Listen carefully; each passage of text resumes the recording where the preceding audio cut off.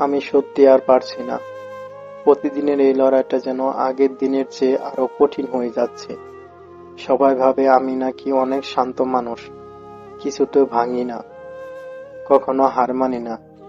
কিন্তু কেউ জানে না ভিতরে ভিতরে আমি কতটা ক্লান্ত।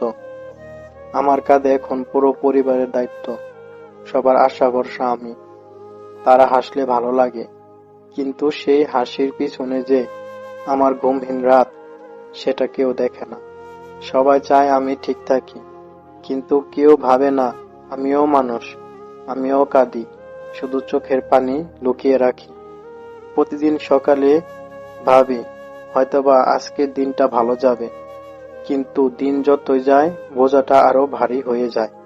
মাঝে মাঝে মনে হয় সব ছেড়ে পালিয়ে যায় দূরে কোথাও, কিন্তু যেতে পারি না, কারণ আমি না থাকলে ওদের কে দেখবে।